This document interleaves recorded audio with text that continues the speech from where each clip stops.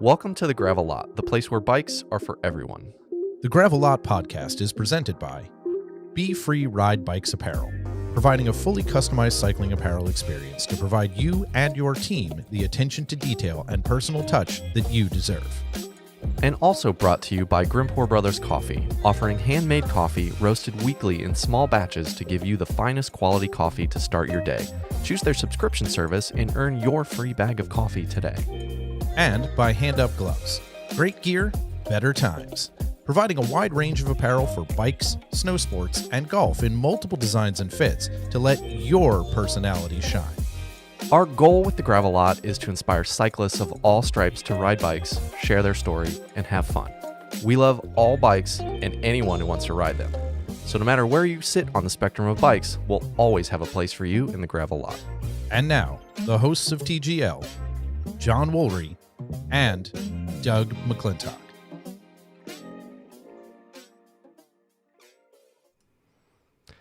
Welcome back to the Gravel Lot. I'm John. I am joined by Doug, and as it is every week, we are so happy that you guys found us. Whether you're an existing Pebble or you are new to the show, make sure to like, subscribe, follow us on whatever channel you're viewing this on, whether it's Facebook, YouTube, Twitch, Streamlabs, wherever.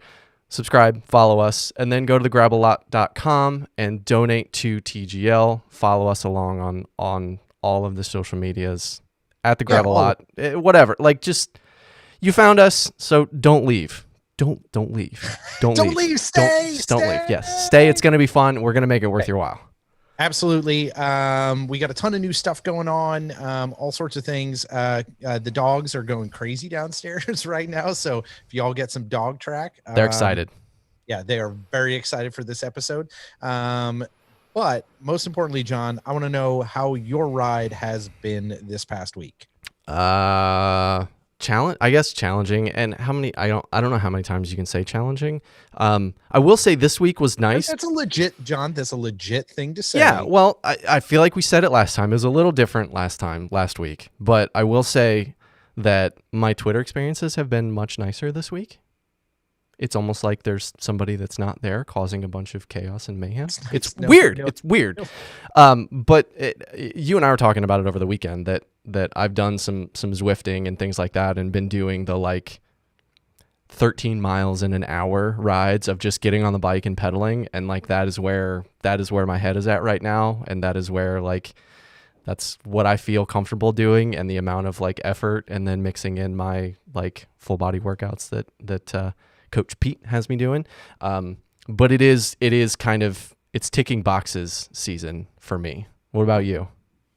I've just been picking up heavy things and putting heavy things down, and my ride is about to be over. If we're going to talk about that specific thing, I've been working on this big project up in Dayton, basically tearing down an entire bike share system and bolting it to pallets to send it to LA for the LA crew out there. Shout out if any of my LA B-cycle folks are on this, or Philly for that matter. Y'all know each other. But I've been getting that. It's going to be new bike day for them. New bikes day.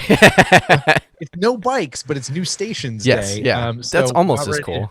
Yeah, it's pretty cool. We're getting ready. That stuff gets created up on Thursday, so we've been doing that for the past week and a half or so, and it's a lot of heavy lifting. So my non-existent strength coach is going to be real happy that I'm going to get some rest. And your whoop is, as it has been for the last 3 years, probably pissed at you. Yeah, pegged. It's just pegged. Yeah. Yep. Stop. You need to go nap. Go to bed. Stop it. Pretty much. And the dogs aren't helping with that, but that's pretty normal. So just, it's been normal, but lifting heavy things and putting them down. So feeling strong, but tired. So yeah, without a doubt. Everybody make sure to stick around after conversation with our guest today. We are going to make sure to have some AMA stuff. If you have questions or comments on the conversation, or things you want to specifically ask, please put them in the chat below on whatever platform you're on. All those come to John. We will get to those questions afterwards. But John, I think it's about that time. I do want to throw one challenge out to the Pebbles this week. Okay. In addition to watch the live stream so you can participate in the AMAs, I want to throw out, send us questions as well, because I have, now that we have this Patreon, I want to give value to the people that have already signed up and continue to sign up.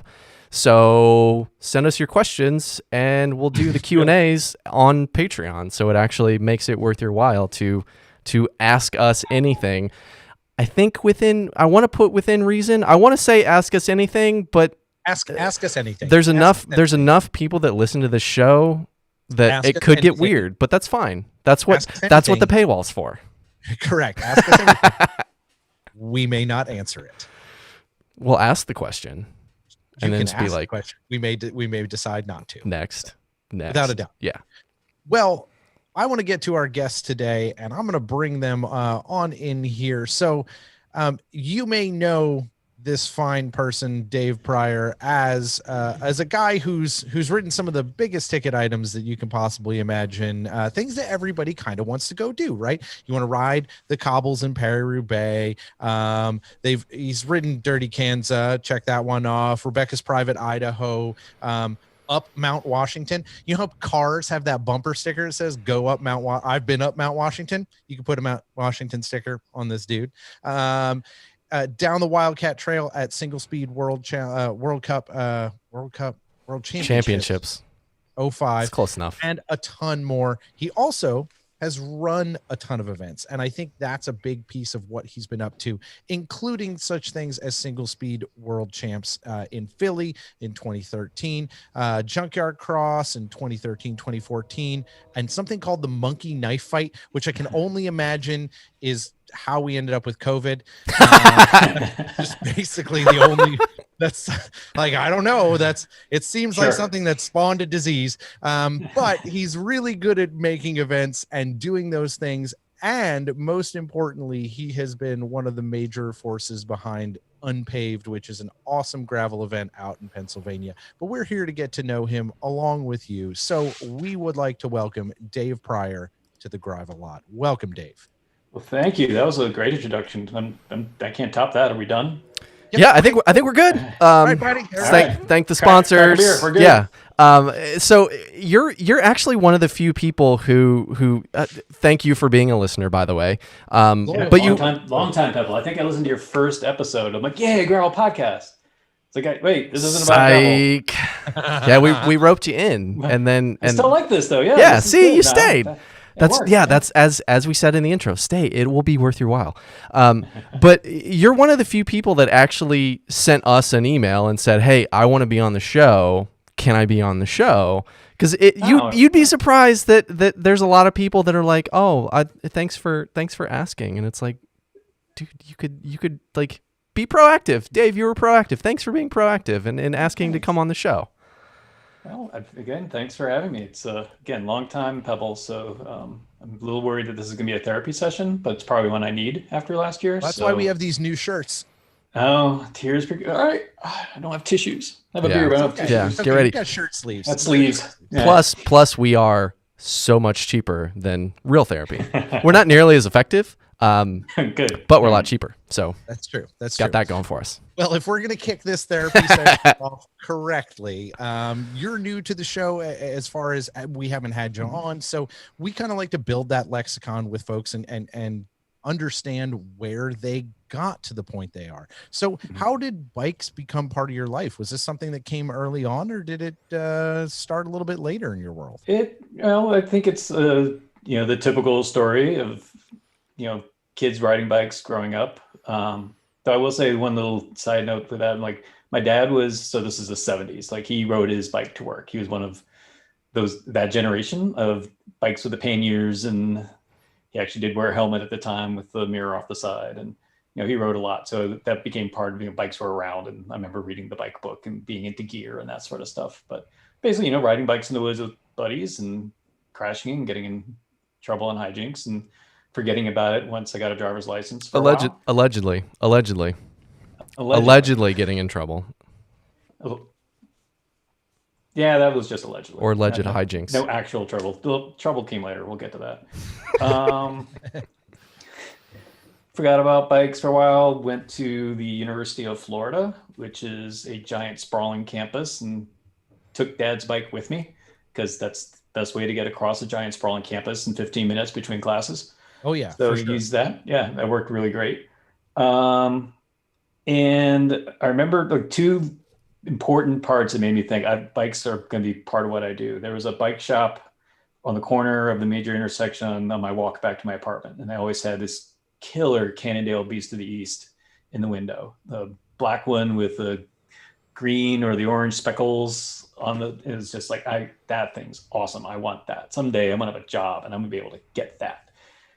And so that was just in the back of my head. And then the other one I was running at the time, and I finished my run through campus and I was walking back to the apartment at the end of the run. And this guy rode by me and he was coasting, sitting up, no hands on the bars, just sitting up, coasting. And I'm like, that guy's already sitting down. I want to be sitting down. That looks much better than what I'm doing. I still have to walk back. Really? So I like that there was like That's stuff to get back. Sorry, I lost you there. No worries. I like that there was like like the sports poster on the wall, effectively, of that bike harassing you every time you went home. I think having something that gives you that constant reminder, it's like, the person that has, I don't know if you're into cars, but the person who has that sports car, right? Like, and you're like, man, oh, that's a thing. Someday, like, yeah, someday I'm going to get that thing. When you saw that, were you like, I just want to be into bikes for that bike? Cause I can ride a bike. I'll be into bikes for that bike. Or did you understand what the Beast of the East was? Like, were you familiar with that, or had you just walked so far away from that path at that time? I had no idea what mountain biking was at the time. I was living in Gainesville, Florida, there are no mountains around there. True. I heard there were trails around because I'd hear people. I would stop in the shop and I would just kind of look around and be interested, but not be able to buy anything. It's a cheap or a poor college student. And I'd hear about trail systems and stuff. And so it was like getting back in there, but no, I had no idea what it was. It just clicked. Like, that's something that's somehow, some way that's for me. Did it? So you mentioned it very shortly in passing when we were talking about your, riding around and getting into hijinks with your friends. You said riding your bikes in the woods with your friends. Right. This is a therapy session. Mountain bikes didn't exist as we know them today at that point. So what was that? Was it like riding the Schwinn with the banana seat, like on, muddy hiking trails and stuff? Or like what do you remember? Friend had the Schwinn with the banana seat. I had like a 3-speed Free Spirit Cruiser from Sears. Other friends had BMX bikes, and that's where we were like, ooh, dude, the BMX bikes, that's the one to get because they were building jumps and things. That Right. looks fun. So then we got into like everyone needs a Fuji. That was, or the PK Ripper. Those were fun bikes at the time. And Yeah. Oakley first started coming out with grips. I didn't get a PK Ripper or a Fuji, but I did get the Oakley grips back before they made glasses. God, I'm old. It's okay. It's okay. Don't worry. I'm with you. I remember PK Ripper. All right. So, but yeah, now that you mentioned it, therapy session, like, yeah, it was probably that riding in the woods on those bikes that were bad for it. It's somewhere in the back of my head that clicked, like, that's the bike to get to go back and ride in the woods. That's when I was having fun. And then, the other piece of it. So you went to Florida and you studied graphic design, correct? I did not. I studied advertising. So, and I actually dropped out of my only graphic design course. I know. Well, look at his face. Now I'm for a suddenly good reason. I'm suddenly not well. I was gonna say I was judging you, but I'm really not. I was just playing it up. It is the end of the episode. Because I was already into Apples and Macs. Like I was already computer savvy. So I was like doing things on that. I was doing not like you could do page layout at the time, but it was at least being able to format papers and making them look better than other ones. And like computers are happening. These are the thing. And the graphic design courses were all by hand. It was everything lettering by hand, and my hand skills suck. They're not, if there weren't computers, I never would have gotten design. I would not have made it. It was the desktop. It was desktop publishing revolution was going on right then. My mom had a starting. Yep. Yeah, my mom had a Laser Writer 2NT. She started a desktop publishing company. It was a whole thing. So like, I understand that era. Yeah, I can imagine doing all that custom layout by hand would have been nightmarish. It was horrible. But it does transition the story. So I got my last internship was at a marketing company up in Cape Cod. My parents had moved there by the time. My dad was in the Coast Guard, so that's how we moved around a lot. And really? So yep. So they're at a base there. So I was like, all right, I'll get an internship so I can live at home, working at a resort there, talk them into getting a Mac. Started doing the work there as an intern. They realized that they didn't know how to use the computer, so they hired me, which was perfect. So my last 4 credits turned into a full-time job. First check went to the bike shop where my 6th grade teacher, which is like the teacher, everyone has like the teacher that changed their lives. That he retired and opened a bike shop, so I have to go there to get a bike, and bought a mountain bike with my first real paycheck. So looping back to kind of where I was trying to go with that arc, which advertising is right. It's close enough. I think it's creative, it's aesthetics, it's things like that. And this is where I insert that I actually love the handwork, and I wish that creative and design was actually more hand layout and things like that, because it does. The good handwork is amazing. Yes, it's me. Yeah, it separates good creative from full appreciation, 21st century, all that stuff. So you should see John's RC cars. Thinking, I could turn the webcam around and you guys can see my whole arsenal.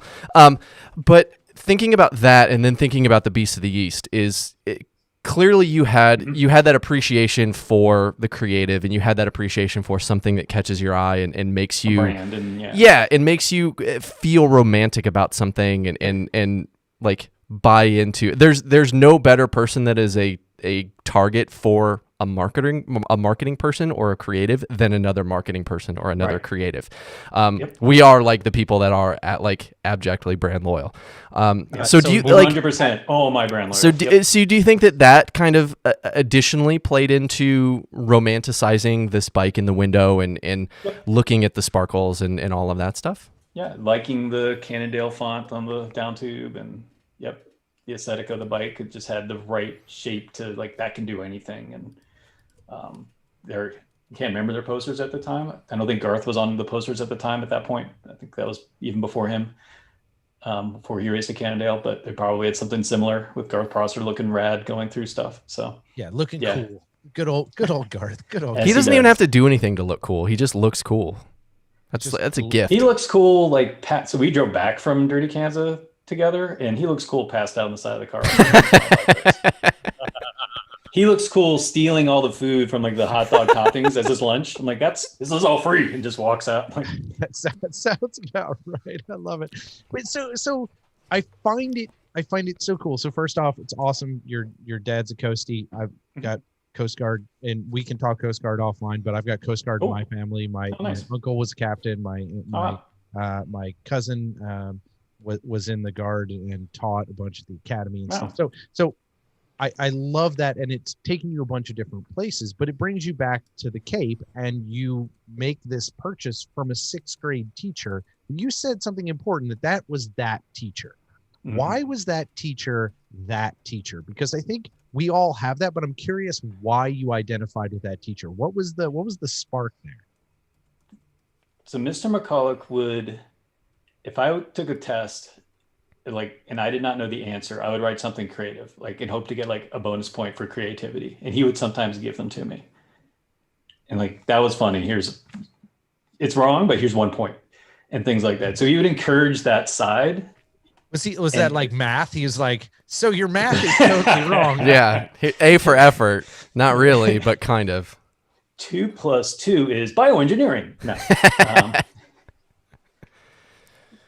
So he just saw that in me and encouraged that part of me. So, and I'm sure he did that for all sorts of students. He was, one of the best teachers in Sandwich Elementary School, 6th grade. So, that just clicked, and he was funny at the bike shop, and his son was funny. And it's like, this is community. I've now found community after moving around every 4 years.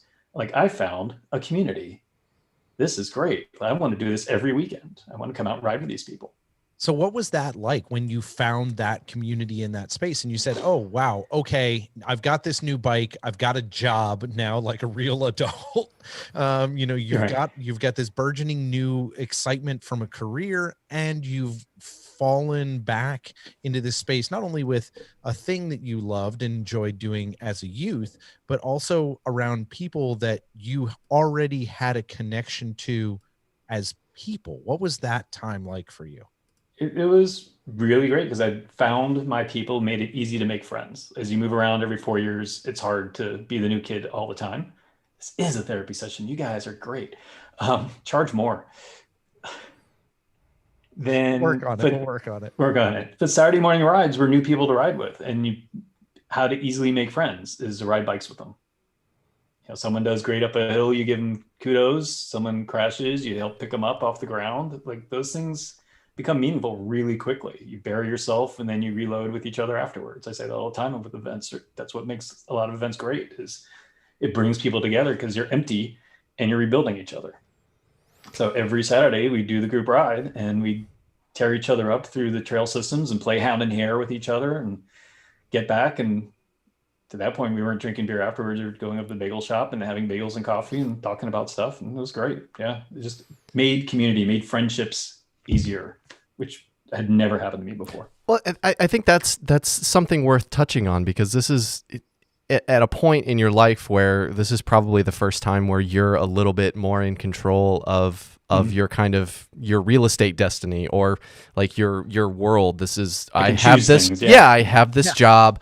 I'm not going to get relocated. I can actually become friends with somebody and not worry that there's a ticking. Well, we got to go break ice in Alaska. Let's go. Right. We almost did. Oh my God. I almost ended up high school in Alaska. That would have sucked. But I got to believe, growing up and having that lifestyle, and I've had friends come and go in my life that have been kind of those army brats of you always feel like there's like a stopwatch on your friendship of mm-hmm. When's the alarm clock going to go off, and when is this person going to kind of get ripped out of your life? And so do you think that kind of poured gasoline on you finding these people, and almost made it feel like that was, not that it was more, because I don't want to diminish right. You finding that community, but do you think because of those previous experiences that you had much more of an effect, it had much more of an effect on you than it may have had on the rest of them, in terms of building community and having those experiences? Because if I decide to leave, it's because of me. It's not I'm not right. going to have this friendship taken away from me because of something I'm not in control of. Yes, but I'll get to that in a second. though I'm going to think more about it on the next ride because I think there's probably more as we're delving deep into me, which is weird.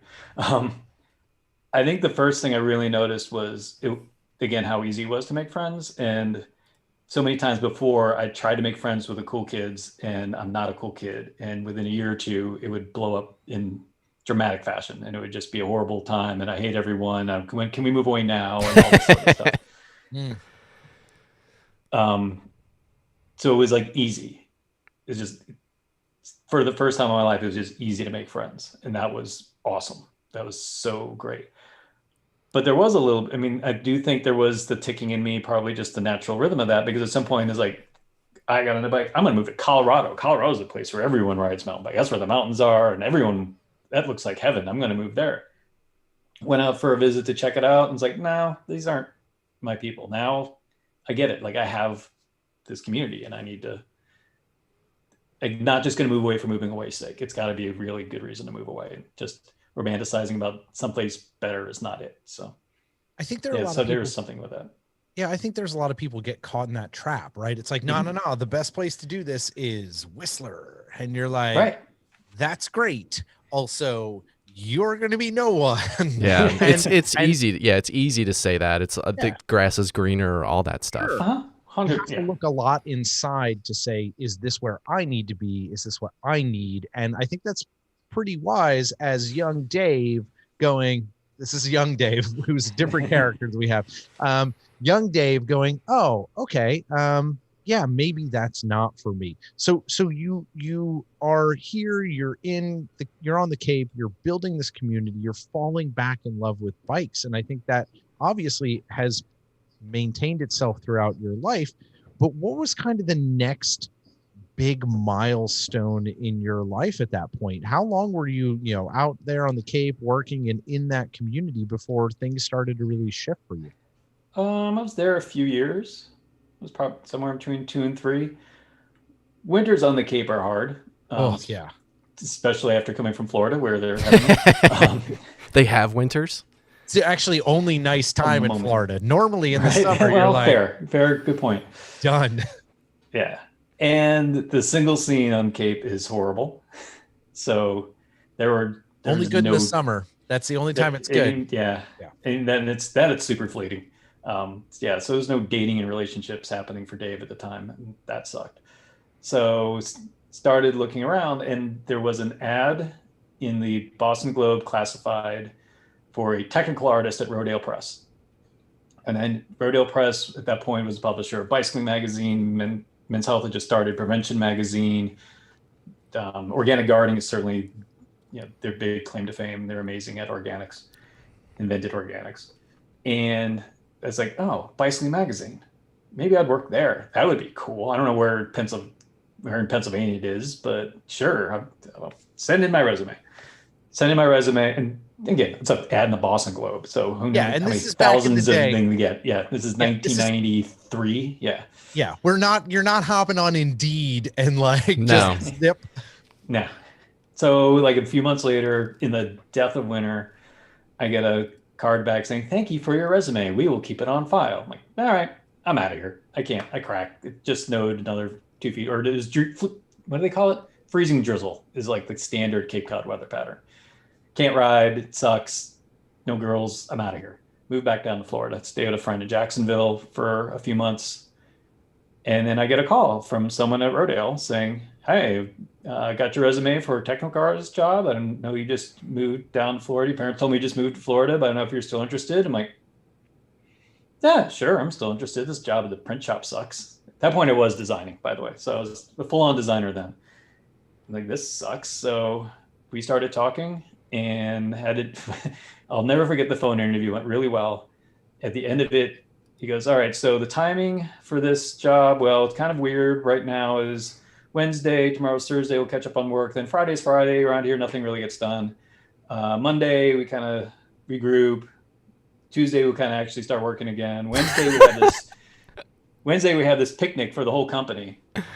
So nothing will get done Wednesday. Thursday, we'll talk about who got too drunk and who was like dancing with who. And it'll be Friday, nothing will get done. Then the weekend, and it's Monday, and then Tuesday after that, we'll really be cranking. And then that Wednesday after that, we have this company retreat where we all go off site and we learn about ourselves. And then there's a big party. So Thursday we'll talk about who got too drunk and who was dancing with who. So it'll probably be good about 3 weeks before you hear from me. Do you have any other questions? Like, yeah, can I start tomorrow? Yeah, because on my way. I want to go do all of those things. Yeah. I'm going to be at the place where you bicycling and party all the time. I'm in. Yeah. Yeah, but it's important to point this out because I think this might be the first time in my professional career that I've ever known somebody within my circle, whether it's friends or like colleagues, that have actually gotten a call back from somebody that said, "Hey, we'll keep your resume on file." Because I've gotten that email, I've gotten that letter, and I'm just like, that email. Every time that it comes up, you're like, that's just burn that bridge because it's not coming back. But now it like There's gives me a hope. little hope. It gives me hope that like somebody actually follows through on that stuff. I was in shock. So did you get up there before all the parties? No, it didn't start for months after that. But yeah, there was plenty of partying after. That was some heyday rodeo time. That's for sure. So that is definitely like, because we're talking what, 90? That's 94 then, August of 94. Yeah. Okay, so I was reading that magazine like gangbusters. Multiple times a month. Yeah. Reread it. My mom to this day goes, "How the hell do you know these things?" And I said, "It's because I read, and I would just voraciously read bicycling and any publication I could get my hands on." Right, that was the time for me. 94 is my 94 to 95 was my junior year of high school. Right, like I am reading this stuff crazily. So watching, and that period of time was pretty seminal in how cycling started. So you go into Rodale and things in the United States are starting to ratchet up in a major way. We're coming off Le Mans, right? Like Lance just got a world championship. Yep. Things are getting mountain biking's going bananas. Bonkers. Yeah. Yes. Like, that was the key thing. Yeah. Were they doing 70 miles an hour down mountains in Colorado at that point? Kamikaze? Or was that Kamikaze? Yeah. Or was that late? I'm trying to figure out when that was in the 90s. That might have been it was right around then. So on like 2-inch wide it's essentially gravel bikes. All of it seems Miles wild. Rockwell and can't remember her name, but was like winning, like breaking world records on speed. Anyway.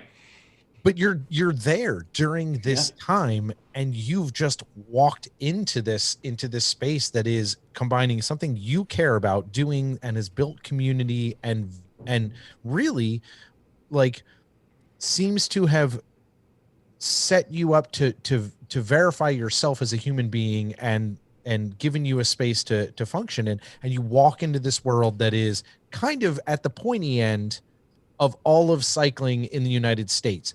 What did that feel like when you got there? It was great. I was a little removed because I was in book division. So we were doing pet books and healthy living books and vitamin books and doing all sorts of different books. So we weren't doing as much cycling sort of stuff. So it took a little while to get to know the people at Bicycling and Mountain Bike. Then once we did, it was just lunch rides all the time and stuff. So that was great. But even the group within books was this, we called ourselves the Island of Misfit Toys because it was drama happening all the time. There was strange affairs happening on the first floor. There was people not being able to too hungover to work. It was a really wild and crazy time, but then a lot of creativity came out of that too. Yeah. It was really crazy. Celine, friend of the podcast, started at Rodale in the book division about a month or two after I did. So wild. Yeah. Two mildly influential people in the world of cycling starting that close together. So there were more influential people at Rodale. I mean, Captain Dondo was there. I mean, that's his heyday time. And Zap was on the West Coast, and those two arguing all the time. It was just amazing. So I'm curious, when you went there, there's a lot of people that, and we talked about this before recording in the green room, there's a lot of people that send us messages or have talked to us specifically of hey, do you guys know how I can get involved in the bike industry? And I really want to be a part of it. I really love this. And it's almost this like romanticizing being a part of the machine that is like the bike industry. But I'm curious, you were you were kind of establishing friendships and discovering your love of bikes, and then going to a company that was producing kind of the like Doug's Bible of what was going on domestically for cycling. Was there any part of you that felt underprepared or like not in that league in terms of your knowledge of the world of different bikes or any of that stuff? Did you feel any intimidation when you first met the folks within the bike and mountain bike divisions? No, because I've started with Captain Dondo. Like he was my first friend there. His wife Carlotta worked with me in the book division, so we became friends, started riding, and then he's just such a natural, low key person, and it's just couldn't be friendlier. And we would just go for rides, and he'd look over me in the side on a week. We do a weekend ride, and be like, we could be racing right now, and off we go. I'm like, he's right. Like it's just too much fun. So there wasn't any of that. It was definitely let's just go for bike rides and explore the trail system here. And it's really hard riding here. That would be the transition. It's like East Coast rocks is a thing. So learning how to ride mountain bikes in Pennsylvania is much different from the sands of Cape Cod and Jacksonville, Florida. So there's a little bit of that, but everyone just got along so well. It's super easy. I feel like that's something that everybody I've ever talked to who has worked or lived and been in that space, whether it's Adam from BFRB or whether it's Celine or any who of used the to live numbers. here. He's also, I got to reach out to him in a while. Yeah, He we was used to race cross together all the time. Yeah. he was just texting us before the show. BFRB, friends of the show and fine sponsors. But like all of the folks who have touched Emmaus and have touched that world always talk about how inviting and open it has been, which I think is something important, because when you look at how we all look at the positions and places of power in whatever industry or space we're in, right? We're like, okay, well, obviously, all the auto racing happens in Charlotte, right? Like all of American auto racing, Yep. like, oh God, it's got to be hard to break in there, right? All of those things. It's interesting to see that even in a place of power, in the industry at the time, it was open, and people have always talked about how it is a family and community atmosphere. Do you feel like that endeared you to the space because it's something you knew from home? Was there some connection there? Maybe I was just having too much fun doing all this stuff to ever think otherwise. Um, when I did start working at bicycling, and Bill Strickland, the editor at the time, that was art director, so we'd have a lot of quality time together, and we would often just daydream or joke about picking up everything and moving it to Boulder, because everyone at Rodale was thinking we were going to pick up and move to New York. Like that was the weekly rumor. This is the week we moved to New York, and that's exhausting. So we would joke about this is the week we're going to pick up everything and move into Boulder. And then he did something in Boulder and came back. He's like, I'm not fucking living in Boulder. Well, I mean, Boulder is a bubble, as we well know, but I mean, was as much as it's a community in Emmaus, and bicycling and the magazine and all the things that go on in that space is kind of it's not like it's downtown Philly, and it's not like it's New York, right? And it's also not Boulder. Was there a bubble? Was there a space that it kind of existed in its own world, where the own four walls, you knew everybody kind of, you lived and breathed all that stuff? Was that part of the experience there? I'm not sure this will quite answer that, but I do think we have a bubble because we have such a great place to ride for a variety of different ways. Like we have rolling farm roads that you can ride your road bike on for hours with seeing very few cars. We have great mountain bike trails. We have a velodrome. We have a fun cross community. We have a lot of different ways we can do things on the bike. So you can have your slice, and like you can be a super serious cross racer and never ride a mountain bike and still be pretty happy here. You can just ride mountain bikes and never do any other things and still be happy here, and then still get along with everyone at the brewery afterwards, and everyone talk about what your ride was and what your ride was and what your ride was. So I think the openness and friendliness. Also, I think we all did. Very few of us grew up here, at least in the circle that I'm in. A handful more so now, because bikes have become much more ingrained. So there's more people, but a lot of us, especially Rodale, came from different places. Dondo came from Vermont. I came from Florida. My buddy Chris came from New York. Another buddy came from Maine. Celine came up from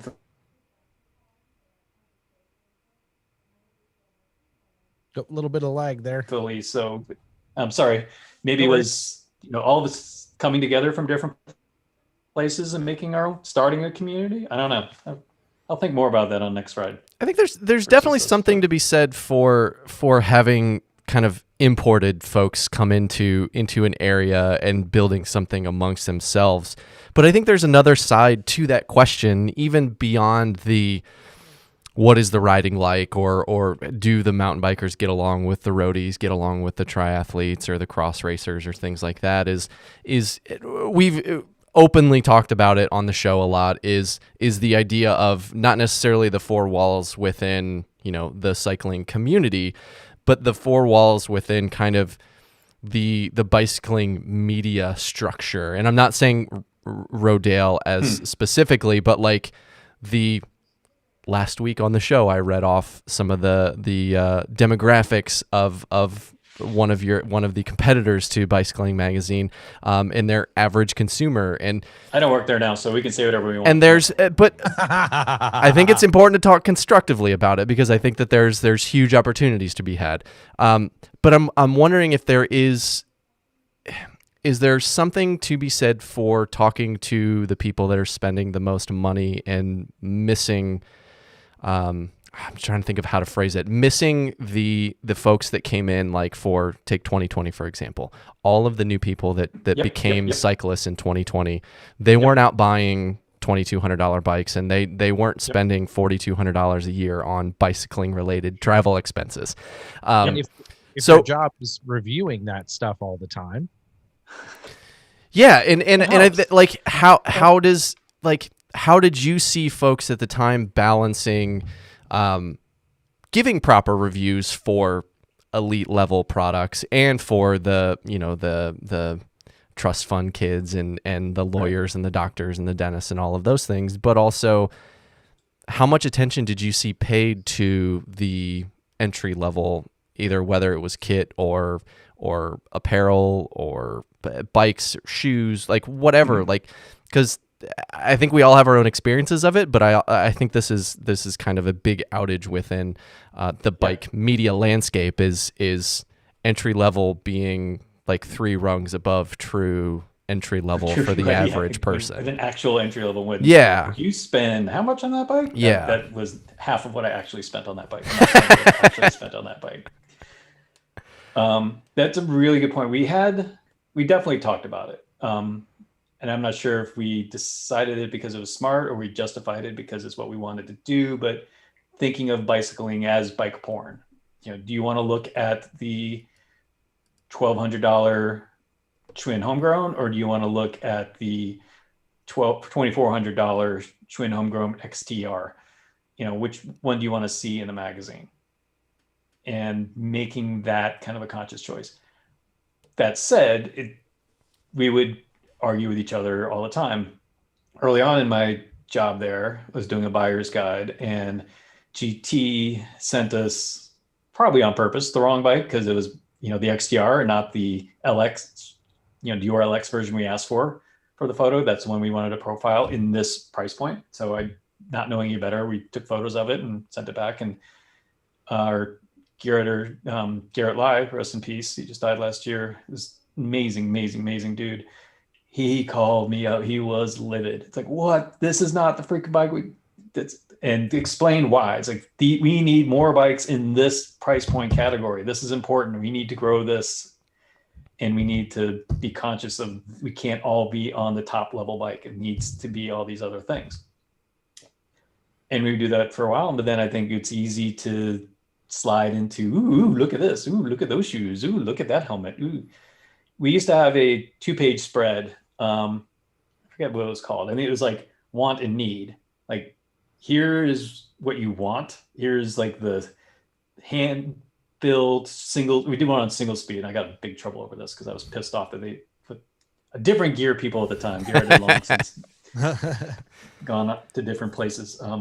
and they sent this piece of garbage over. I'm like, this is not a single speed. Anyway, so we did do that section for a while. It's like, yeah, everyone sees this and you want the $3,000 hand-built steel frame, but what you really just need is the $800, aluminum Bianchi. That's perfect for this. So, right. Yeah, I used to try doing that, but it was still always higher. It was always bike shop stuff and never Walmart bikes. Well, and we even kind of touched on it with how you kind of fell into cycling, is walking past the bike in the window and lusting over the bike. And no matter where you enter the foray, it becomes like just like any other addiction where like, oh, I have a $1,000 bike, and if my $1,000 bike is this good.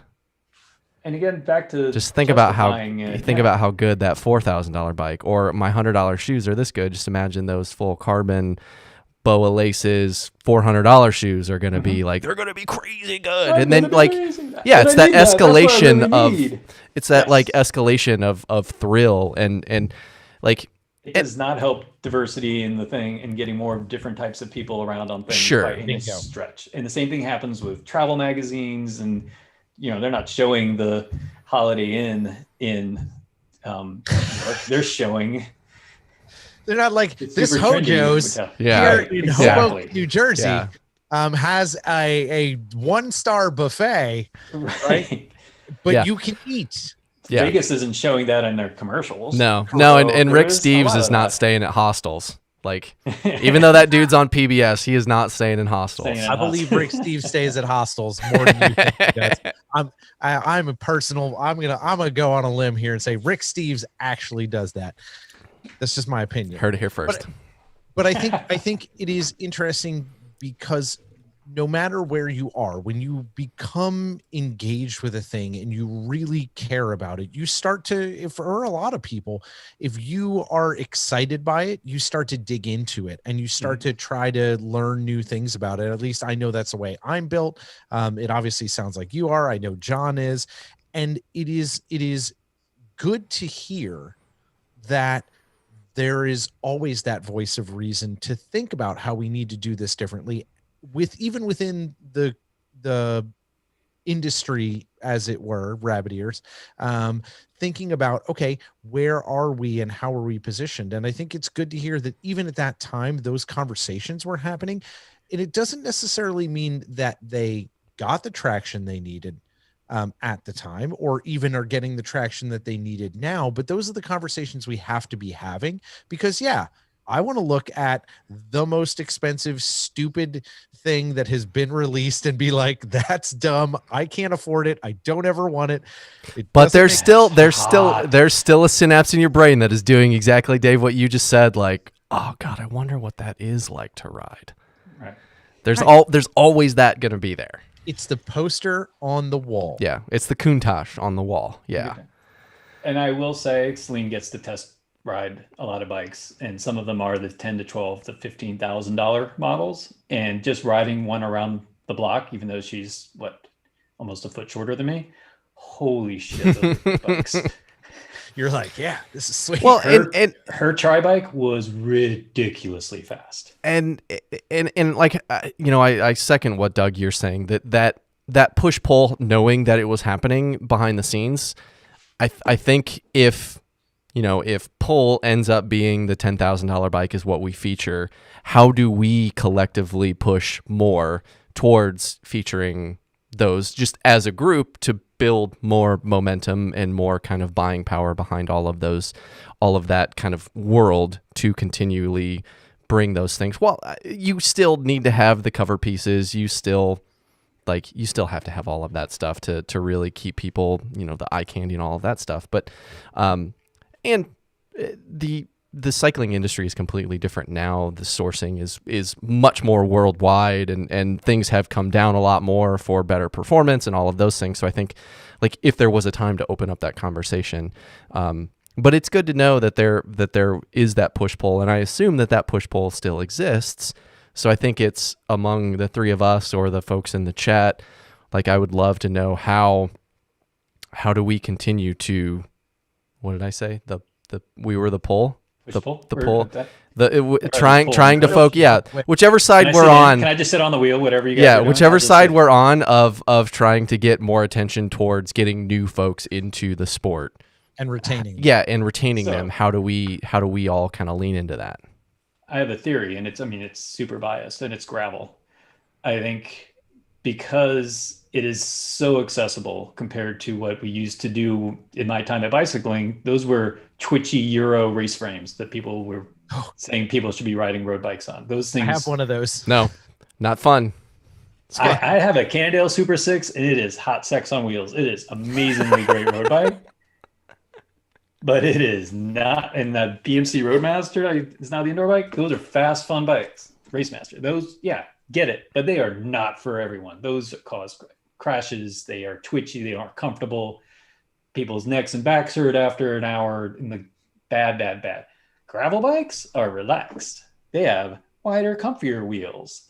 They have brakes, and you go ride them somewhere where there's not a car. You can ride them on a sidewalk, and it's no big deal. You ride that thing on a sidewalk, you're losing fillings. So I do think, and yes, I have a vested interest in this, but I do think gravel is what we should have been doing all along. That's what American bike should have been. It's back when my dad was with the Raleigh with panniers. Those kind of bikes is just go right around, not chase the Euro Olympic model. I think it's interesting that we're finally getting to that point, and I want to dive into that. But I want to talk about how you got to there, because yes, you have this history of where you're, obviously your genesis is from the space of enjoying bikes in that way. And I think John's is for him, and mine is myself. I used to ride a 10-speed Nishiki around the woods in the powder forest of northern Connecticut. It was a bad idea because they had explosives there. It was a whole thing. But you are at bicycling for some time. You're there for what? I mean, you're at Rodale for... I was at Rodale from 94 to 2003. That's a booming time period, because there was a very successful American racing bikes at that period that we're just not going to talk about. He gets too much Floyd. We can talk about Floyd, right? I'll talk about Floyd. Friend of the show, Floyd. Floyd was racing here at the time. Floyd was destroying people at Bear Creek. He's our local legend. Yeah. But you're there, and things decided to make a change in your life. What led you to really look to make a maneuver, and you would end up where you still are now, years and years later, in the public education sector? Knew that changes were coming at bicycling and Mountain Bike Magazine, because changes came all the time. And I remember not getting the calendar for the next year, which advertisers get like 6 months ahead of time. And it's like, what's our calendar for now? We're still working on that. I'm like, I'm going to back up all my files on this hard drive real quick. Gone any day now. I have a great story about getting let go, but I'll save that for another time. And so that was obvious. So I will say, put feelers out. Lehigh University is a private university, top 50 school in the country in Bethlehem, just our neighbor city. So a lot of people, if they were leaving Rodale, they were going to Lehigh because it's stable. That sounded fun. That was a new change. Lehigh's not going to move to New York. Yeah, they're not going to move. They've got a lot of infrastructure. They're staying where they're at. Staying there. It was great. And, like-minded kind of people doing things for good causes and that sort of stuff. So I actually was let go the same day I had a job interview at Lehigh. So I was like running, like, so here's how the benefits goes. Like, can we wrap this up? I have someplace to be in a half hour because I knew this was coming. Didn't end up getting the job then, but got another job there a year later. So started working in design at Lehigh. It has a mountain bike trail system on the campus, thing that's also going great. Designing there for 10 years or so as a designer there, and then just finally burned out of design. Roughly the same time, just out of the blue, had been racing cross. Bill Strickland, the editor at Bicycling, like I talked about, he had a cross course in his yard. We started doing Thursday night races where we'd have PBR shortcuts and just having the time of what cross should be. It was a blast, making more new friends. Got a single speed cross bike because I'd been into single speeds, and that made even more sense because they drink even more than everyone else. And I'm in on that. Yeah, for sure. Can't drink all day if you don't start in the morning. Correct. Hodala. I can't believe I just said that out loud. It's okay. Sorry. It's all right. Sorry, Portland. Not sorry. Um, anyway, decided to go out to single speed crossworlds in San Francisco. My buddy goes, you need to, Stefan Geronimo, if you're listening, you're the best. You need to win it for Philly. Bring it back to Philly. And that's always like parting words, like the Oracle spoke. It's like, okay, sure, Geronimo. Okay. We go. My liver is better than my legs. So I'm hanging out at the bar with all the Hodalas saying, how about Philly? Like we have Junkyard Cross and like, yeah, let's go to Philly. Ah. Didn't get it. Long story, but ended up getting it for 2 years later. It's like 2013. How about you host in 2013? I'm like, okay, that sounds good to me.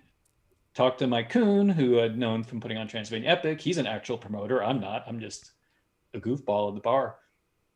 I was like, do you want to run this? He goes, no, I don't want to run this.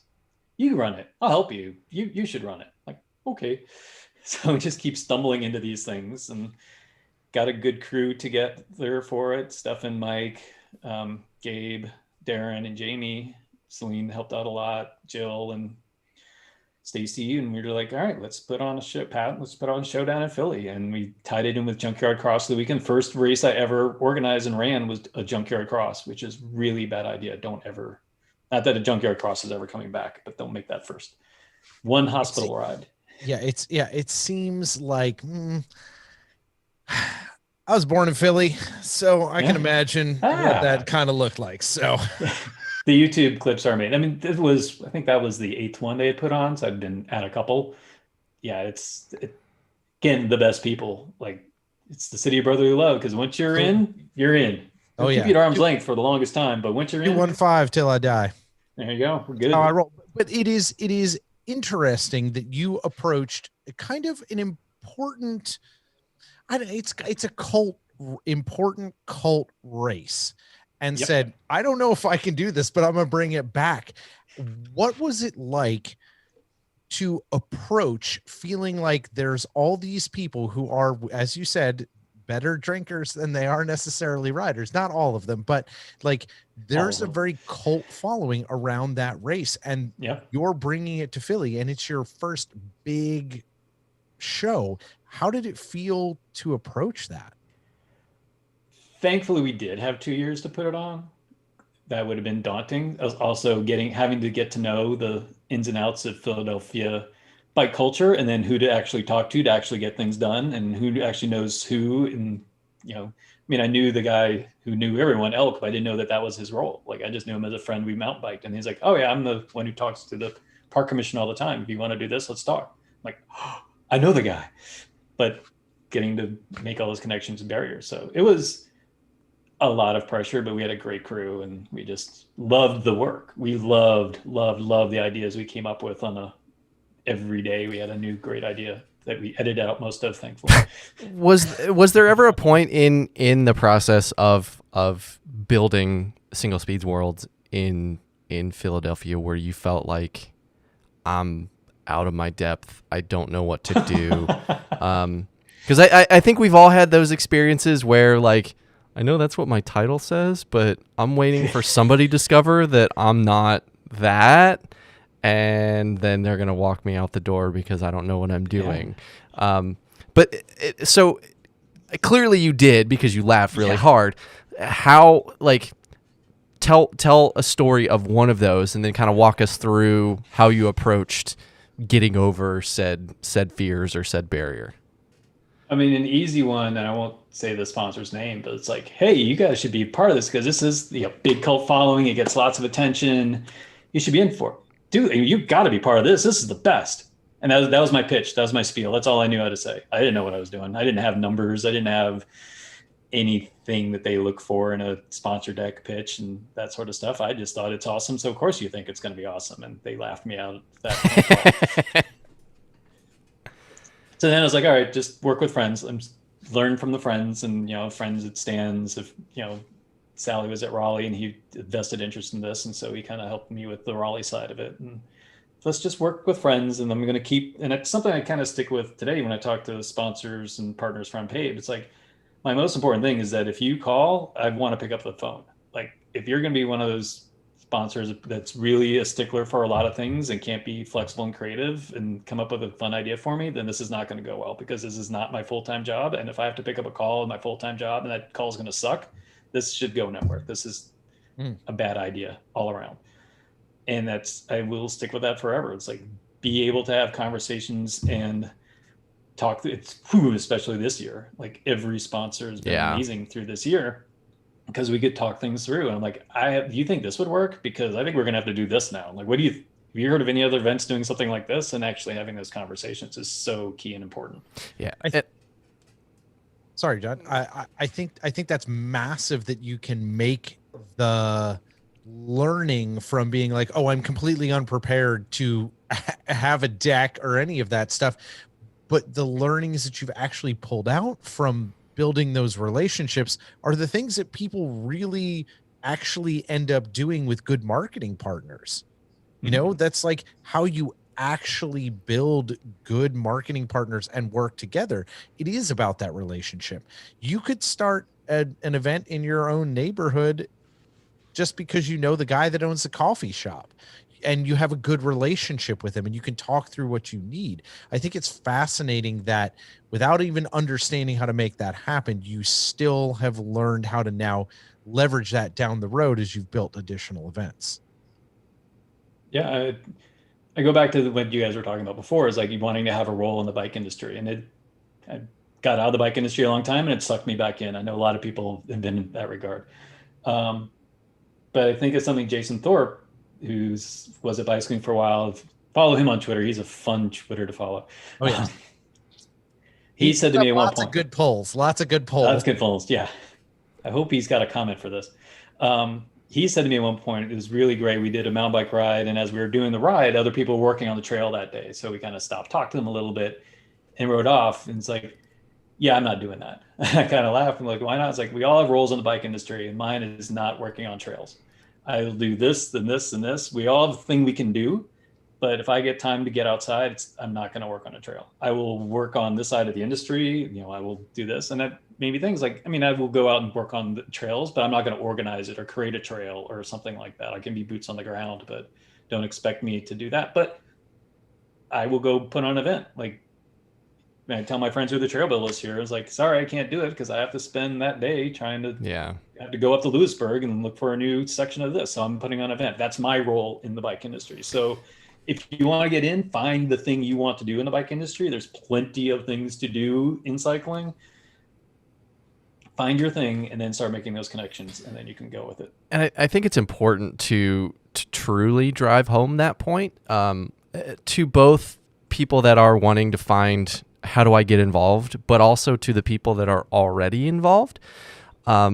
Because I could see the person that is hosting the trail day taking your comment and being very offended by it because they don't understand the context of, look, I'm doing all of these things over here and I've got all my skillets.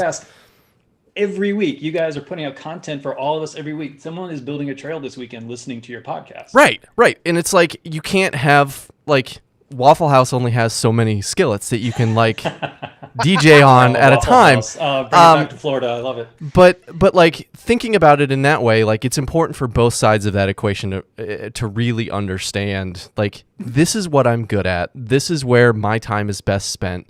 You're really good at that, so you do that. So I'm wondering if in the transition to, and this is kind of where we can talk about the genesis of Unpaved, but like in the transition of going from hosting kind of one-off events and doing some of the other things that we mentioned in the intro, was there a point where you actually started to kind of acknowledge, like, no, I'm a race promoter. Like, this is what I do? Because up until all these other stories that you've been telling us now are like, I had no idea what I was doing. I wasn't a race promoter. I don't do this. I'm not good at it. Like, you're really downplaying the role, but biting off something like a long distance gravel adventure event race day experience is a monster undertaking. and doing it to where we've had a couple people on the show, like Ryan, and then the guys from Black Fork, and putting on these really amazing events, and they work for an entire year to make that day go smoothly, so you don't see any of the bumps. So was there a point before as you ride, you just feel them as you you ride. just feel exactly. you just feel the bumps, and the ones we want you to hit, right, because you put too much air in your tires. So was there a point? Tire pressure. Was there a point before, Yes. before kind of inventing Unpaved that you were like, no, this is my contribution to the bike world? Yes, we wrapped up Single Speed Cross Worlds. It went amazing, and it snowed. The post party was off the charts. It was the best weekend. Many people have said it was the best weekend in Philly cycling history, which blows my mind to this day, having gone to many course dates and how much fun those were. But we had like a great wrap-up party, just our crew, and Mike Kuhn left it and said, hey, do you have a sec before I go? I'm like, yeah. I was like, my buddy Ray Adams, who I put on Transylvania with, he's leaving Transylvania. Do you want to take his spot? And I thought about it for maybe a second and said, yeah, I definitely want to keep doing this sort of thing. I've done the first 3 Transylvanias as a participant, not as a racer. Celine races it and wins it. I just show up, and that's what we do. That's what we do. We were and also participated. That's us. Right. Win the day. Win the day. Made it to the end. Right. Finished. Maybe not the first year, but I did finish the second year. Maybe it was in the van. Maybe someone drove. I finished my route. Route. Exactly. I got to the finish. Perfect. So, like, yeah, I'll definitely help out with this. This is something this will be my thing in the bike world. I love it. I love the connections and those running how many do we run? 3 or 4 together? That was great. At that point, so 2013, the 1 year, so that was the year of Single Speed Cross Worlds. And I didn't do Transylvania because I went out and rode Dirty Kansas. My buddy, Jim Cummins, used to live around here. We became friends. And he's like, you guys have to come out and do Dirty Kansas. And we're like, what? Hell no, that looks really hard. Not doing 200 miles of this. Yeah. He moved back, kept kind of nagging at us. Rebecca Rush had won it, and she and Celine are good friends. Celine wrote her book. They're kind of sisters from another mother. And she talked Celine into it. So then I was like, well, if you're doing it, I'll go out and do it. That sounds stupid. I'm in. So we went, and it was great. And it's everything that people talk about. It's the huge day, and you come back through the finish line in downtown Emporia, and people think you're a rock star for finishing that thing. And I came back to Mike. I'm like, dude, this was great. This was amazing. And then I did Rebecca's. It was her first year was that year. So we went out and did that. And the same thing, hanging out and catching them. I was like, this is amazing. How do we do one of these in Pennsylvania? And he goes, I know exactly where we do this in Pennsylvania. Mike went to Bucknell University, which is in Lewisburg, dead center. The Bald Eagle State Forest is right there. He had been riding road bikes with 23s up these dirt and gravel roads forever. And as we used to do, Fort Bat and Kill and Hella Hunterdon. And we didn't have gravel. We considered them like classics. We were doing classic. And that's what Monkey Knife Fight is a mostly paved road, but then it's all the steepest dirt hills we got around here. So those are our cobbles. They're our gravel dirt roads. So he started talking about that.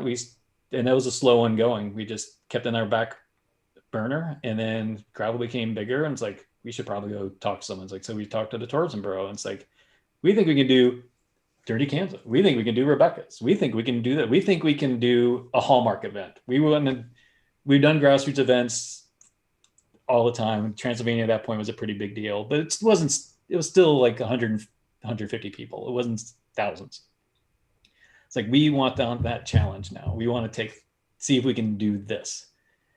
So they were into it. So Susquehanna River Valley Visitors Bureau said, we want this to happen. There's a rail trail that just got put in from town that takes you almost straight to the state forest through the beautiful farm country roads in between. And I always said, like, it's like seeing the jigsaw puzzle, and every piece just immediately, like, yep, that's where that goes. Oh, yep, that is where that goes. Yep, that is where that goes. Every piece started falling in really, I would like to say easily. And yes, it was 3 years of work before we had the first one. Sure. But it's going to be, right, to get to that point, to it's years and years and years and years of relationship building, Yep. right? And getting to know people and places and things. It's you being all in these spots and having these people that you know, and the people that you live with and that you surround yourself with, that get you to the point where the jigsaw puzzle pieces actually fall, and you're like, haha, I have all the edges, and this weird one goes right here. And when you have that opportunity, what did that feel like for you as you were like, all right, we may have 3 years of planning to do, but when you got to that first day and it's time to roll everybody off, what did that feel like?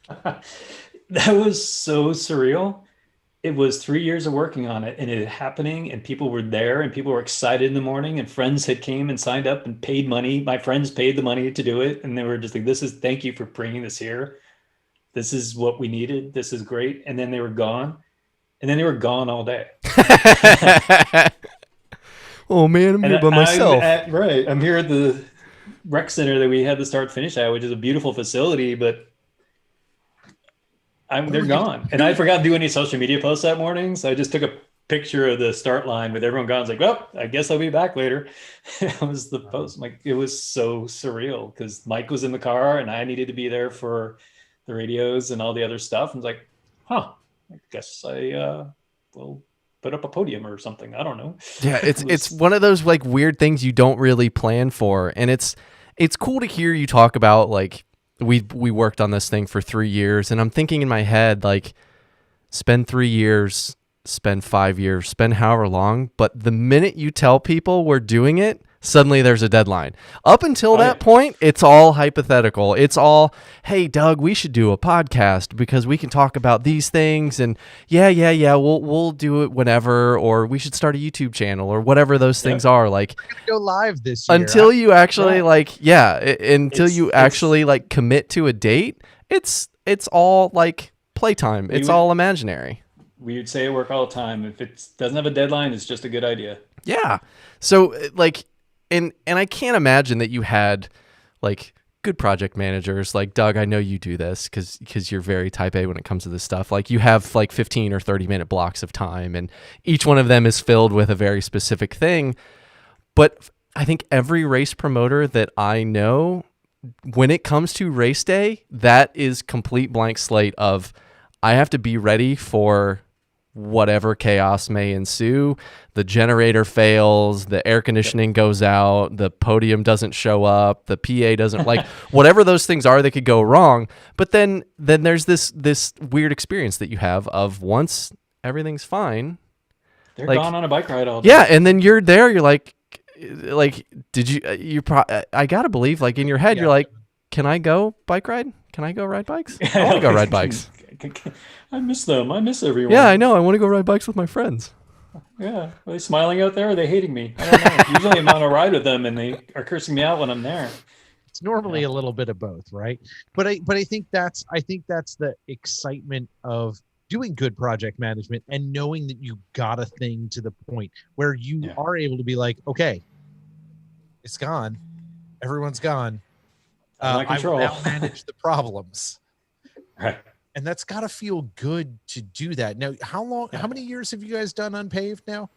3, including 2020. We did have one for 200 people. You did. And that was, and y'all, if you have not caught the whole story, how they handled 2020 and pandemic, y'all did a great job working with your community, working with the guidelines, trying to do the best you could in a situation that no one was ready for at all.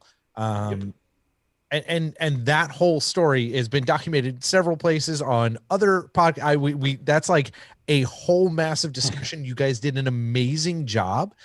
And I'm excited because I think when we go into 2021, things are going to be a little bit different and things have an opportunity. So what are you guys excited about for 2021 and what you're doing for Unpaved this year? We're excited that we hopefully can do what we did in 2019 again. That went fantastic. We had Friday night, we had a big get together as people started rolling into town. We took over bars and people rolled in and met up and met friends they didn't see since the year before, or were They've been Now they riding haven't and seen him training for 2 together. years, man. They haven't seen him for 2 years, This, so you're gonna. It's a lot of pent up conversation and beer drinking. Yeah. oh my, it's going to be nuts. I was joking with potential sponsor about, and they're like, oh, I don't know, now the Sea Otter's moving. It could be tough to do. I'm like, it's fine. And the Truck Cup races, World Cup cross races the same weekend. So now Unpaved Weekend has Sea Otter and Truck cross race. I'm like, if all three of those things can happen, fine. That's There's great. plenty of people. It's also going to be a carnival happening, and Mardi Gras is going to be going on all October. Yeah, whatever. If we're okay to do these things, do all the things. Yes, I'm not do gonna all of be the things. upset Yes. that Sea Otter is now our same weekend. Fine, it's happening. Great. So having the festival on Saturday, where we have sign in is this beautiful downtown park, and we have local crafters and artisans and whoopie pies, the alcoholic whoopie pie booth. I didn't even know that was a thing until afterwards. Ooh, why not? And our vendors are there, right? So mixed in with all the bike companies. So one big park takeover of fun. And Woolly Worm, they have their with winter prognostication with woolly worms. So like the groundhog, but with woolly worm caterpillars. oh yeah. So lots of kid activities with that. So yeah, bringing all the community and hugging back in the post party when everyone is empty from the ride, and they come back and we give them a whoopie pie and a beer, and we just hang out and throw prizes into the crowd. Just that. I just want 2019 over again. Yeah.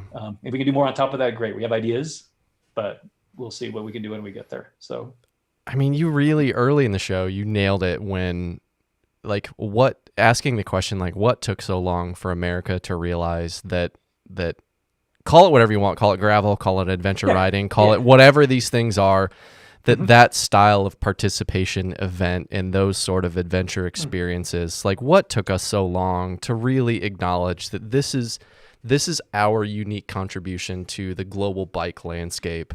Because this is legitimately something that we do. Americans can party better than every other country on the planet. Throw some bikes in there, and then throw some camping and all of that stuff, and it is. We have one of the most massive landscapes of a country, and most diverse. Yeah, and most diverse. Yeah.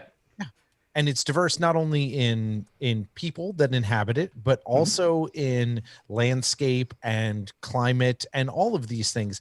We are, in a weirdest of and colonial ways, we are explorers, right? Yes. But this is something that taps us into something that is part of being a human being, which is exploring. And put all the colonialism aside, we want to go and find new things. I think as a kid, you want to do it. As an adult, you want to do it. And the ability to harness that, I think, is what we all connect with on the bike. We connect with, I've not been here. I've not seen this thing. This is new to me. Did someone show this and build me this route because it's a thing they love? The ability to do that is something very uniquely us. And I love that you brought that out, because I think that's so important for us to think about. And I think you combine that with a feeling and the need to achieve something. And it doesn't necessarily need to be a podium spot and a victory, but it needs to be, I rode 120 miles over some of the biggest hills I've ever seen. I did 200 miles in the middle of nowhere. I rode across the country.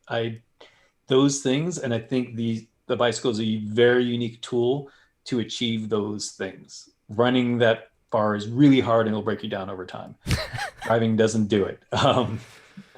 Golf courses aren't really set up for that thing. The bike is something anyone can do at any bike and go further than they did the day before, or go see where that road is that they've always driven by, but it looks like it goes up a hill. Like, wonder where that even goes. You can explore those things by bike better. And other things, you see more things, you smell more things, and you push yourself, and you actually grow and become a better human being from it. Like,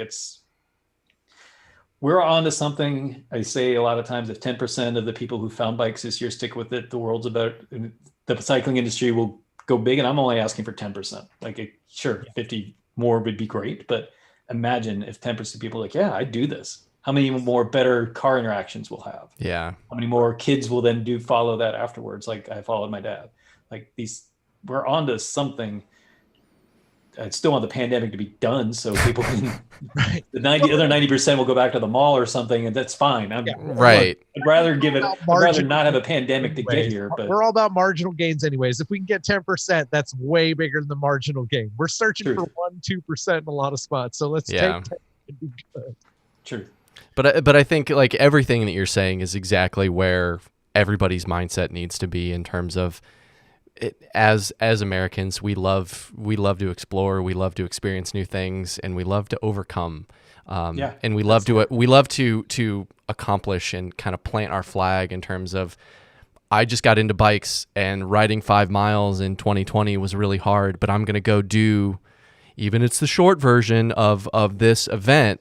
I'm still going to go do it, and I'm going to go plant my flag at that event, and I'm going to overcome. Like I said earlier, like I'm going to ride my finish line. Even if you DNF in a race and don't finish someone else's finish line, you cross your finish line. And that is something that bike racing simply doesn't have, and the community is very similar. But having that thing of just like, this is all about your experience, and this is somebody sharing an area that they love with you, with this finely curated route, with great rest stops, with great local partners.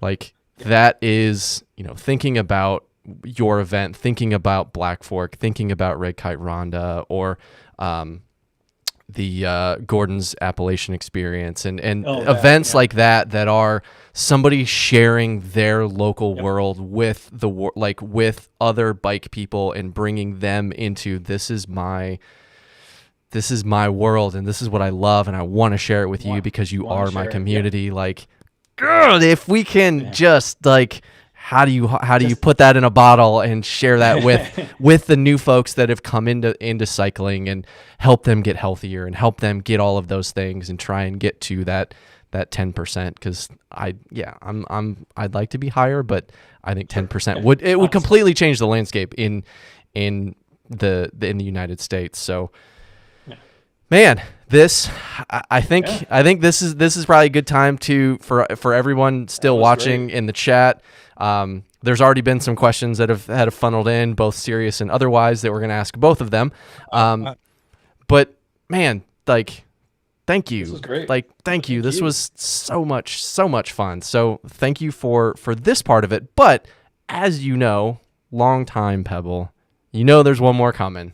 Oh, I know. So hopefully you've been preparing for this one. I guarantee, like, he's been workshopping this with Celine all week. How am I going to say? How am I going to answer this one? So she says you're overthinking it.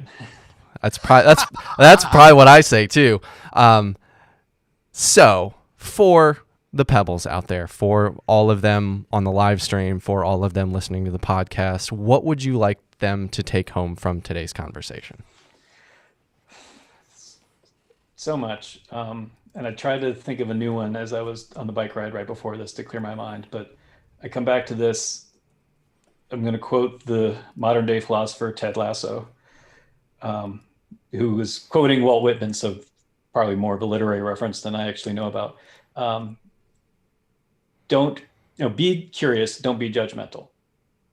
I was watching that the other day. It was a great scene. The dart scene is amazing in that show. If anyone's not watched that show, find a way to watch it. It's amazing.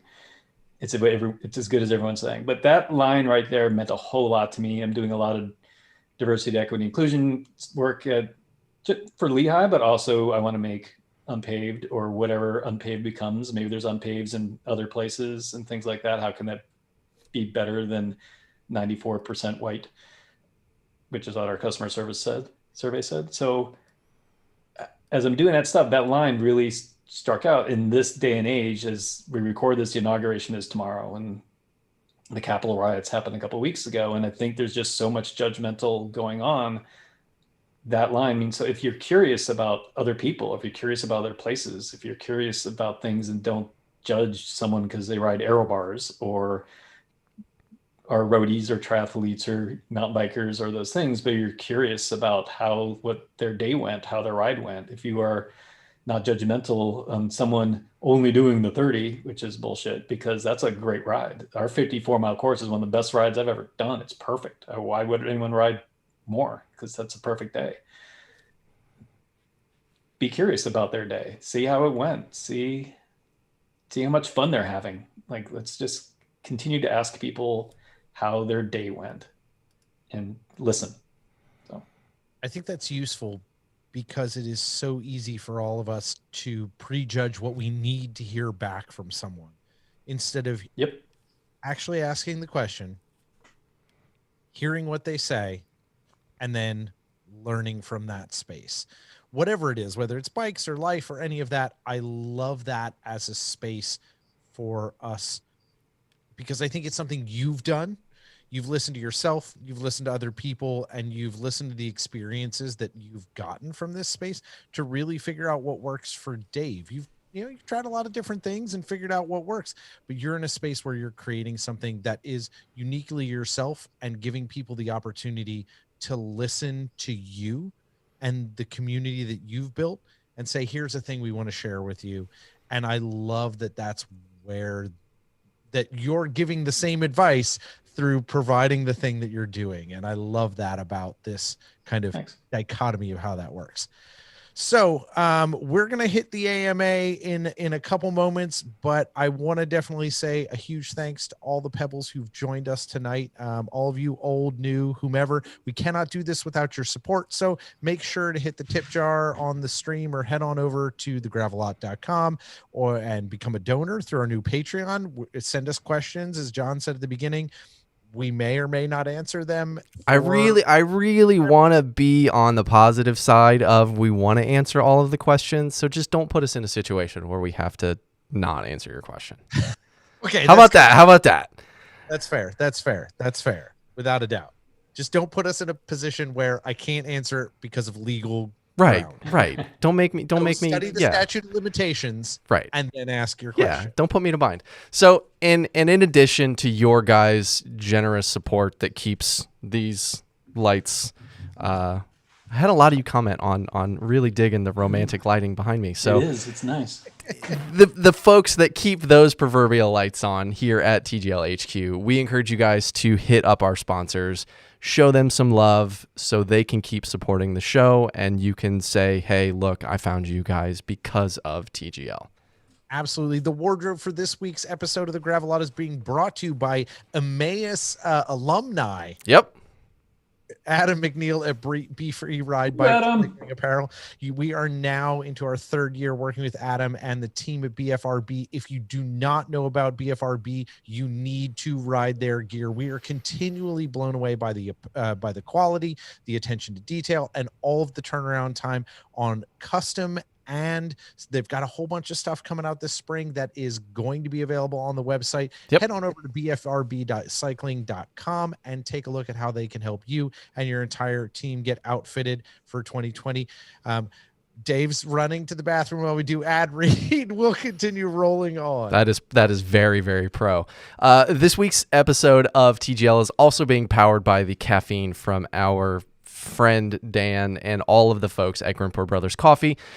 You can follow a link in our show notes and head to Grimpour Brothers now and purchase any of their coffees. Select the style of coffee that you want, select the cause that you want to support.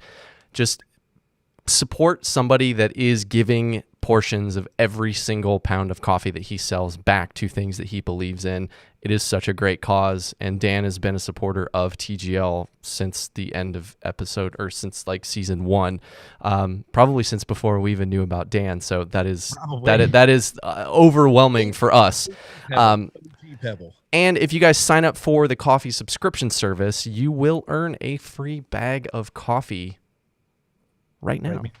Right meow. Our front paws and rear paws, which you can't see because they're under the desk, are protected by one of our original partners, our friends at Hand Up Gloves.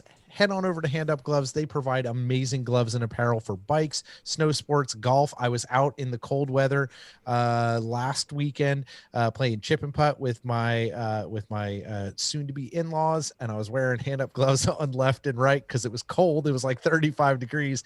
But you can let your personality shine with all their awesome gloves and apparel. Click the link in the show notes or down below and use the code Pebble $sign to save yourself 10% on everything in their store. So as we said a couple times now, we love hearing from all of you, whether it's good, bad, indifferent, whatever. Just be a part and engage with this show. That's the whole point of us making this thing.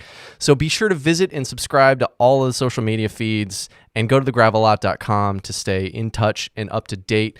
For those of you here during the live stream, we're going to be doing this every Tuesday night from here on out. This is one of those things like we were talking earlier about telling people that you're going to do something and suddenly you have to do it. So now we have to do it. And you can join 6:30 p.m. Eastern Standard Time on YouTube, Twitch, Facebook, and Streamlabs. You can go to all of those places. You can follow us, subscribe. We're posting additional content each week, short snippets from each part of the show, so you can share those with your friends and get them involved and get them to be a part of this Pebble community.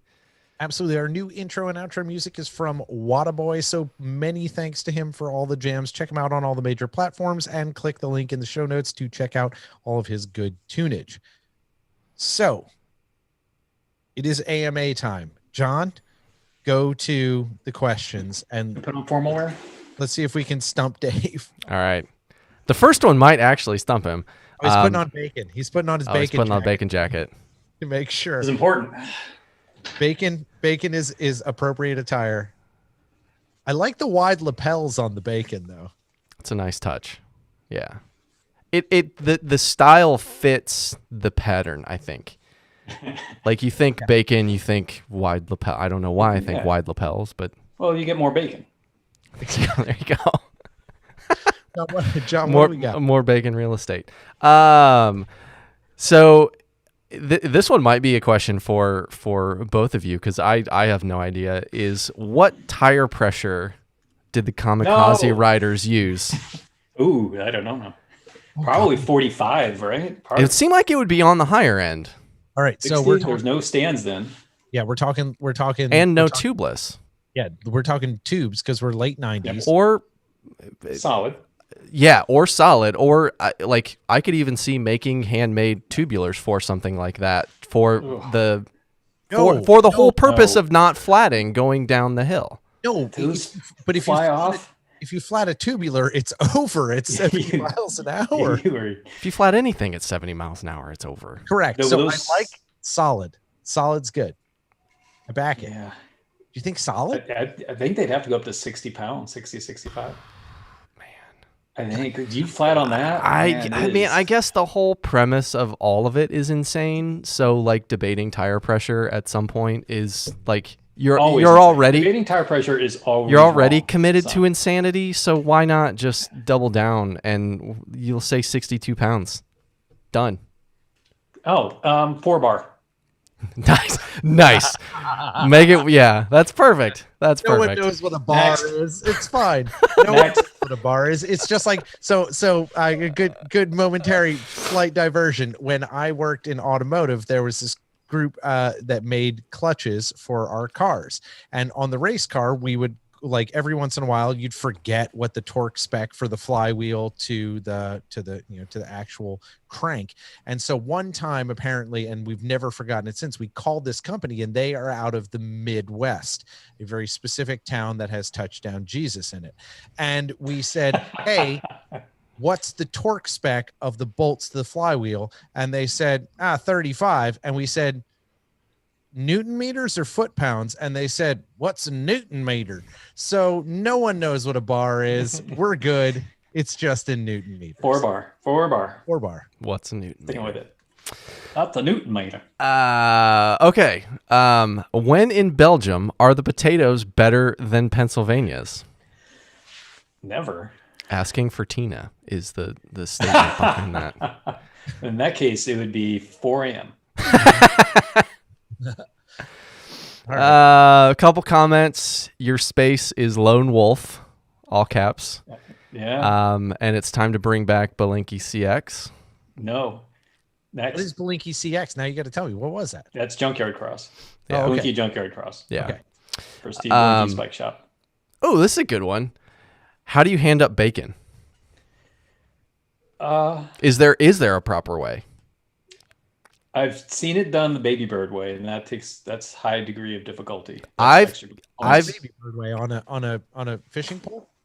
No, in my mouth to your mouth. Oh no! Oh No, no! no, No! The no. COVID has ruined. No, I it. think Yeah, I think that's COVID. enough. Yeah, COVID ruins so many things moving forward. It's not just going to be when we go back to normal. All that stuff's going. No, that stuff is not going to happen again.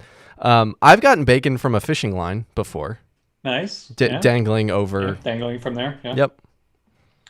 I usually just hold from the bottom so they can grab like a whole handful. So Yeah, Because I'm you got to not keep the momentum up. It's important Right. to they are going to have less nuance as the P than the hand upper. The hand upper has to yes. be ready for anything. Like Yeah. clean It's like fisting. it's like pitting and cross. You have to be ready when the bite comes in to catch God knows My what. My pit bike is a 6-pack, so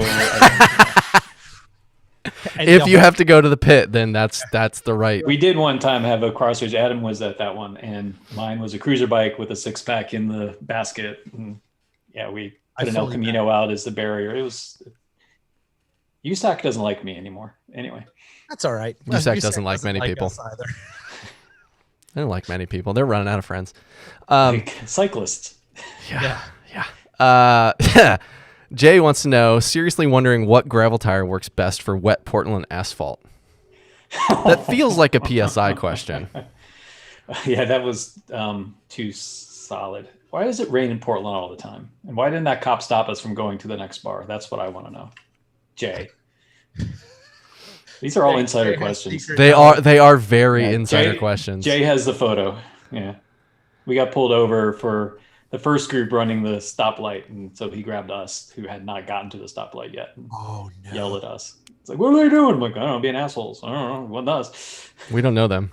I'm sure like Portland cops probably have like a lot of like regular interactions with people doing dumb shit on bikes. There's a lot of Yeah. people on bikes. I would hope so. Yeah, I would I hope mean, so. And it's a I great hope beer cops town. never so, yeah. interface with anyone, and cops just only deal with murderers. But still, I'm sure Portland cops are more used to dealing with bikes than anybody. You'd think. I think it's, Yeah. Yeah. We won't go down the cop discussion No. right now. No. Next. No, don't have the time for that. I like that. Um, discussion. Let's do it. So this one actually, I think it opens up. It's not necessarily a question. It's more of a statement from friend of the show, Jason Blodgett, Blodgett! saying the people need an entire podcast on stories from TSE, the best week of the year every year. Which leads me to this. It makes me want to ask the question: can you tell one story from your TSE? Ooh, yeah. Wow. Which one? I can't think of any. Really We're not on the embarrassing podcast Blodgett anymore, yet. so this can just I be. know. It's still it can- live stream. Yeah, but Yeah. whatever. Jason's too nice to rip in. I don't have any good story. He's just too much fun all the time, just smiling the whole fucking time, wheeling up every damn hill. Yeah, smiling. It's. He's I too don't nice. understand it. We went up before I was running it, so I was just helping destroy it. Stage 7 turned it. I'll backtrack. The first year was amazing. So Rebecca Rush's boyfriend at the time, now husband, Greg Martin, was winning single speed class.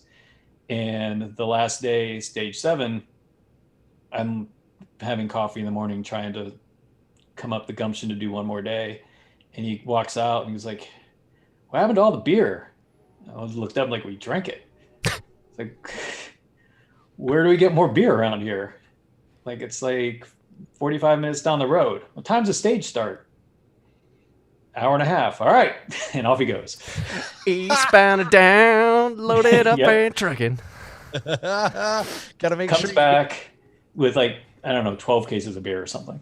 And just starts handing it all. Put this in your pack. Put this in your pack. Put this in your pack. Goes to all the single speeders. I think there's 8 at a time. And they just all filled their packs up with beer. And that's how the stage 7 tour began. I love it. I love it. That's like perfect. It's like Smoking the Bandit 3. That's like Yeah. that. We could make a movie. We can, We yeah. should totally make a movie. I'm not making a movie at that Boy Scout camp again. Ugh. We'll go Frightening. somewhere nicer. Okay, so we got 2 more. Is there any possibility? This is an interesting one. Is there any possibility of a new bike quote style that's better than a gravel adventure bike? Will the bike industry may not know what to do next? Question mark. Ooh. I mean, it's going to be an E something because I mean, I just saw new E shoes came out today from I think Shimano put out E shoes. I don't know whether it's e-bike specific shoes, but sure. Do Why what not? now? Are they like Marty McFly's shoes? They like automatically Great. lace up. Oh, it's like I did watch the was it Hand Up Troy talking about that show? I did watch it finally the other day about the inventor of the designer of the Air Jordans and stuff like Oh, that. yeah. Marty Yeah. McFly's shoes. Oh, Yeah, God, that was super so cool. good. Yeah. New bike thing? Yep, I'm sure they're working on something. I mean, it's an industry that thrives on retail, so you need to come up with something, even if it's a manufactured something. And changing thing for fuck's sake, because Chris King already perfected the headset, so let's make integrated headset design. We were done with something. We were finally done. I feel like there's so much unraveling that needs to be done with headset and bottom bracket and and hub widths and a whole bunch of other axle sizes and things like that. I feel like there's a lot of things that we kind of need to unfuck a little bit as a group. But like personally, frame geometries aside, I do think that e-bikes are going to become normal and they are going to become more accessible, and I think that is going to be where your true 10% comes from, of getting more people on bikes. But like for me, the first gravel bike that I got is still the most favorite bike that I've ever owned. And the only reason that I ended up having to get rid of it is because I just couldn't make it fit me, because they didn't make a bike big enough, and it was the Specialized A-Wall. The first generation A-Wall with the 5103 steel. True endurance gravel bike geometry. I almost bought that from you. It just wasn't long enough in a cockpit for me, and I couldn't and I was putting like 140 stem on it, and it was just changing it too much from what it wanted to be. Yep. But that bike was the first thing that showed me I could put 23s on it and I could go like crush a local group ride. It was a little bit heavy, but no matter how you fitted it anyway. So yeah. Thanks. I love you too. You said we're alike. but like I could put gravel tires on it. I put, heavy belted commuter tires on it, and I rode to and from downtown Cincinnati like 3 days a week for 3 straight years. Like it was without a doubt the first bike that literally could do all of those things with a little bit of work. And I think the more that we can get to that and away from, as much as we all love N+1, and I am just as guilty as N+1 as anybody, of having something that can be 99% of everything, or somewhere in that 70 to 80 range. But like you're saying, the bike behind you it's so finely tuned, like a Formula One car, that it legitimately can't do. Like you couldn't put bags on that bike. I can't put 25s on it. Yeah. Right. Yeah. So like having something that is a bike shaped bike as it were. Versatility is wonderful and amazing and fantastic. Yeah. But I think I'm certainly fortunate, privileged, and all those things, and being here in this community and being at bicycling, and got bikes cheaper than normal, so I could accumulate bikes, and then it turns into more accumulating bikes. Different world, I get it entirely. And if that had been my only bike, I would have ridden roads every day and been happy as a pig in shit. Sure. Would not have known about gravel and have been a different thing. I think the only thing that gets me about the one bike for all things is mountain biking on a really good mountain bike is different from riding a bike that works on it. Like I just got a Kona Process 134 and like, holy shit, rock gardens are fun now, Yep. So there's why you go to Interbike, and why do we need 75 different kinds of pedals? All right, that's overkill. But why do we need all these different styles of mountain bikes? Because there's a whole bunch of different kinds of mountain bikes. So maybe it is not necessarily that the bike industry is going to go to a new thing, but that what we're going to do is make sure that we define the tools for the thing you're trying to do. It's fine to have a big broad axe to smash different stuff. You can still break a table apart, right? But if you want to cut it into a fine into a fine carving, you need a specific tool for that. So maybe that's it. Maybe it's refining and stopping trying to blend everything together and being like, it's cool to have a bike that you can do everything on, but if you want to ride rock gardens, get a bike that can ride rock gardens, and maybe that's where it heads. Yeah. Maybe not. They got to reinvent the wheel every time.